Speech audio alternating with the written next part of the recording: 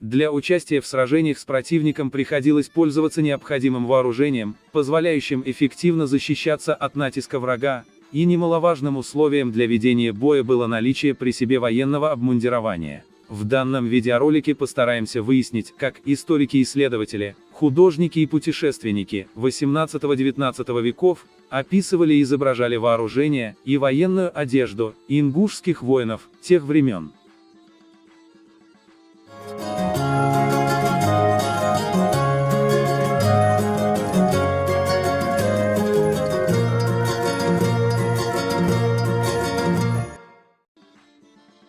Всемирно известный французский писатель Александр Дюма, автор «Трех мушкетеров», «Графа Монте-Кристо» и большинства других замечательных книг, в своей автобиографической повести «Кавказ» пишет о своем путешествии по Кавказу в 1858-1859 годах, в котором он описал свои наблюдения, культуру, быт, обычаи кавказских народов. Он также не оставил без внимания описание встретившихся ему ингушей. Вот выдержки из самой книги. Едва мы проехали 2 версты от Кайшаура, как встретили одного ингушского дворянина с 4 всадниками верховными нукера. 4 других всадников ехали за ними, держа на привязи 6 больших великолепных борзых. Князь, мне сказали, что это был князь, был одет в древний костюм наших крестоносцев, то есть имел плоскую каску на голове с железной сеткой, не спавшую вокруг, исключая переднюю часть, панцирь, прямую шашку и небольшой кожаный щит. Примечание к книге. Дюма принял за дворянина и князя ингуша, который был старшим в встретившейся ему группе ингушей. Как известно, у ингушей не было ни дворян, ни князей, но старший в любой группе всегда был окружен почетом и уважением, не меньшим, чем у других соседних народов их князья.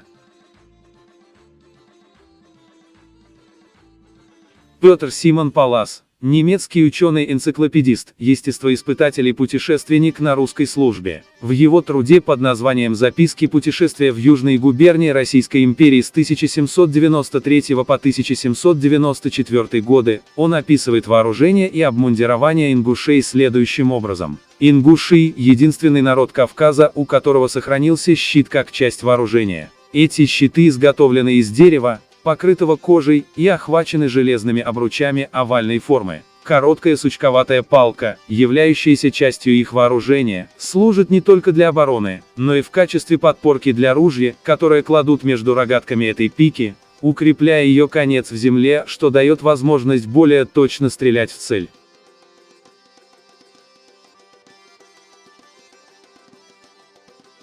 Авторству Петра Симон Палласа принадлежит художественный труд под названием «Виды Крыма и Юга России». В своих гравюрах автор изображает различные пейзажи Кавказа и Крыма, национальные одеяния народов, карты и так далее. Среди его гравюр можно обнаружить и изображение 2 ингушей в черкесках, у одного на спине которого наперевес мушкет с чехлом, у второго в руках пика и традиционный щит. Как мы видим, изображенные в данном рисунке вооружение и обмундирование ингушских воинов на рисунке Петра Симон Палласа в точности совпадает с описанием в его книге.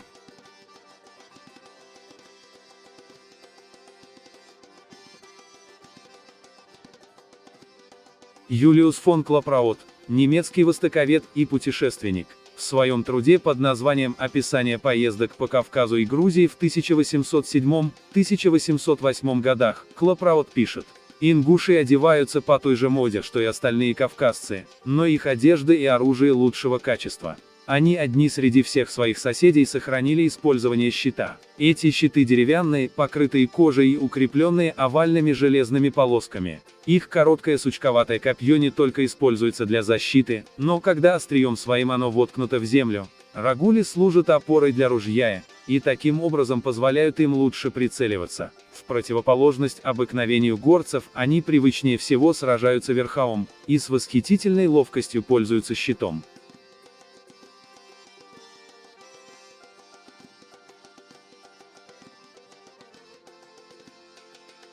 Мориц фон Энгельгард, немецкий геолог, минералог, путешественник.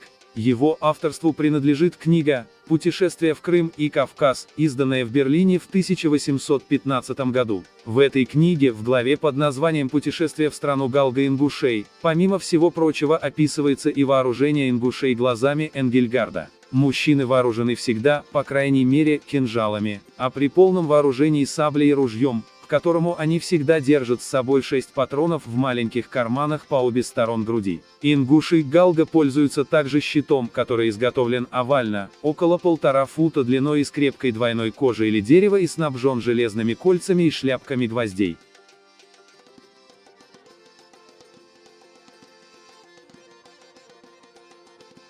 Это немецкая литография конца XVIII века, на которой изображены образцы вооружения чеченских и ингушских солдат. Как мы видим, ингуш точь-в-точь изображен в соответствии с характеристикой описания. В исторических документах овальный щит, головной убор, сучковатое копье и другие атрибуты.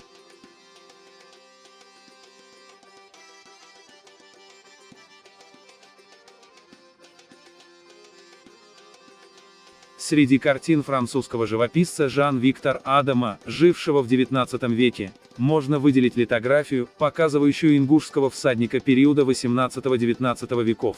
Данная работа датируется 1830 годом. Художник тщательно и точно представил зрителю вооружение и обмундирование солдата-ингуша того исторического периода.